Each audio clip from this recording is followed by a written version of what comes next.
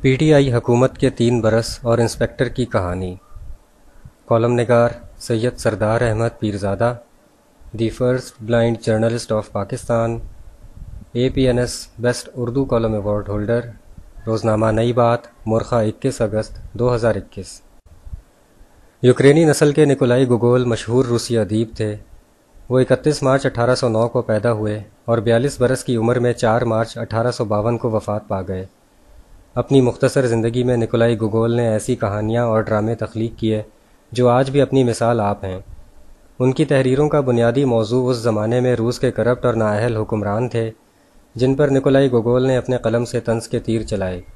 ان کی تخلیقات کو پڑھ کر محسوس ہوتا ہے کہ وہ ہمارے لیے آئینہ ہیں۔ نکولائی گوگول کا ایک شاہکار ڈرامہ دی گورنمنٹ انسپکٹر ہے جو 1836 میں منظر عام پر آیا۔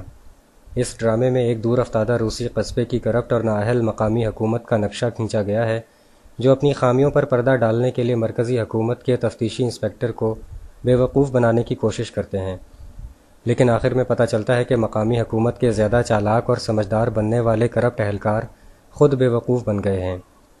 ڈرامے دی گورنمنٹ انسپکٹر کے مطابق قصبے کے میئر کو جب یہ خبر ملتی ہے کہ مرکزی حکومت کا ایک تفتیشی افسر ان کے معاملات کی جانچ پڑتال کرنے آ رہا ہے تو میئر اور اس کے حوالی بہت پریشان ہو جاتے ہیں۔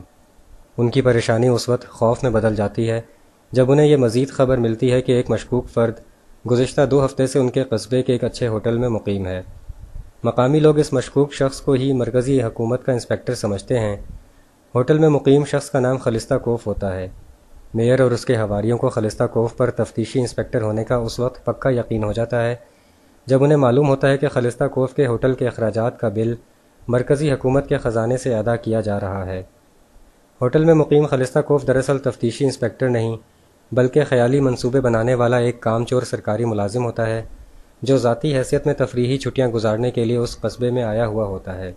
وہ سرکاری ملازم میئر اور حواریوں کے خوف کی صورتحال کو جلد ہی بھانپ جاتا ہے۔ چونکہ وہ خود بھی ایک کرپٹ افسر ہوتا ہے اس لیے اس صورتحال سے پورا فائدہ اٹھانے کا ارادہ کر لیتا ہے۔ میئر اور مقامی اہلکار اسے تفتیشی انسپکٹر سمجھ کر اس کی خاطر مدارت اور خوشامد میں لگ جاتے ہیں۔ وہ خلستہ کوف کو ہوٹل کی بجائے میئر کے عالی شان سرکاری گیسٹ ہاؤس میں رہائش اختیار کرنے کی درخواست کرتے ہیں جہاں خلستہ کوف کو بہت زیادہ پروٹوکول دیا جاتا ہے۔ خلستہ کوف پوری طرح تفتیشی افسر کا روپ دھارنے کا ڈرامہ کرتا ہے اور مقامی حکومت کی کرپشن کے بارے میں میئر سے مختلف سوالات پوچھتا ہے۔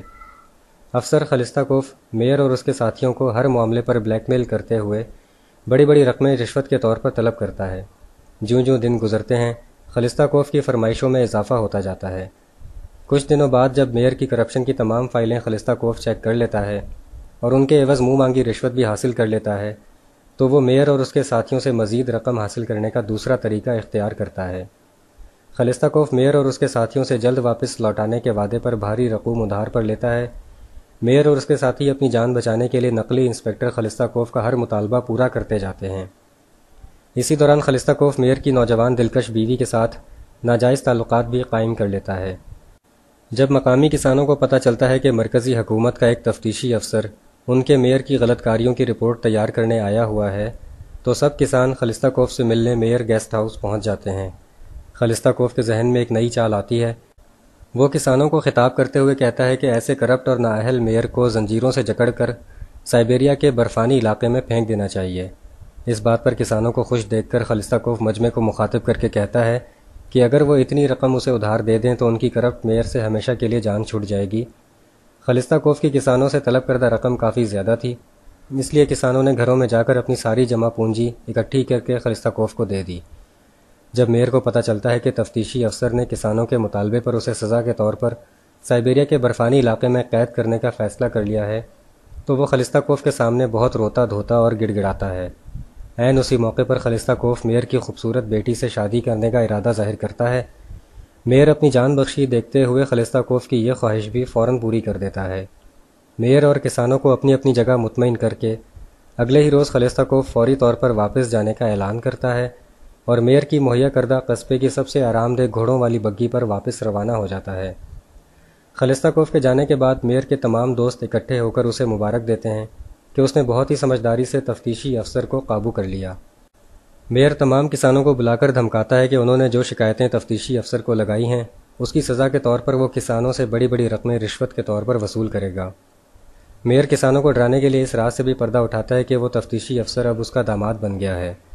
جب میئر کسانوں پر اپنا رعب جھاڑ رہا ہوتا ہے تو عین اسی وقت مقامی ڈاک خانے کا اہلکار میئر کے نام مرکزی حکومت کا ایک ارجنٹ ٹیلی گرام لا کر دیتا ہے، جس میں تحریر ہوتا ہے کہ مرکزی حکومت کا تفتیشی افسر تمہارے قصبے میں پہنچ چکا ہے اور اس کا نام یہ ہے۔ میئر کا سر چکرانے لگتا ہے اور اسے زمین ہلتی ہوئی محسوس ہوتی ہے۔ چند منٹوں بعد دور سے آتے گھوڑے کی ٹاپ سنائی دیتی ہے، جس پر اصلی تفتیشی افسر کا باوردی سپاہی سوار ہوتا ہے۔ وہ میئر کو مخاطب کر کے تفتیشی افسر کا آرڈر پڑھ کر سناتا ہے کہ وہ تمام فائلیں اور ضروری کاغذات لے کر تفتیشی افسر کے پاس فوری طور پر حاضر ہو۔ ڈرامہ دی گورنمنٹ انسپیکٹر یہاں ختم ہوتا ہے۔ اگر اسے ہم اپنے حالات کے مطابق پرکھیں تو لگتا ہے کہ ڈرامہ نگار نکولائی گوگول نے یہ ہمارے لیے بھی لکھا تھا۔ پاکستانی عوام کو ہر بار چند برسوں کے وقفے کے بعد ایسی اطلاعات دی جاتی ہیں کہ ان کے روپے پیسے، ناانصافیوں، میرٹ اور مہنگائی کا حساب لینے کے لیے تفتیشی قیادت آ گئی ہے جو ایماندار اور بہت اہل ہے۔ اس تفتیشی قیادت کی میڈیا کے ذریعے ایسی مشہوری کی جاتی ہے کہ یقین ہونے لگتا ہے کہ قومی اور بین الاقوامی سطح پر ان سے شاندار اور ایماندار قیادت اس سے پہلے آئی ہے نہ آئے گی۔ تاہم وقت گزرنے کے بعد بیچارے عوام کو پتہ چل جاتا ہے کہ ان کے ساتھ ساتھ میئر کو بھی دھوکہ ہو گیا ہے۔ موجودہ پی ٹی آئی حکومت کے 3 برس مکمل ہو گئے ہیں۔ پی ٹی آئی حکومت کے دعوے اور کارکردگی سب کے سامنے ہے۔ کیا پی ٹی آئی کے بارے میں عوام اور میئر یقین سے کہہ سکتے ہیں کہ یہ اصل تفتیشی انسپیکٹر ہیں جو کرپشن اور نااہلیت کا خاتمہ کرنے آئے تھے؟ یا بیچارے عوام پھر اس دعا میں لگ جائیں گے کہ ہمارے ہاں بھی کبھی اصلی گورنمنٹ انسپیکٹر آئے گا؟ شکریہ، دی اینڈ۔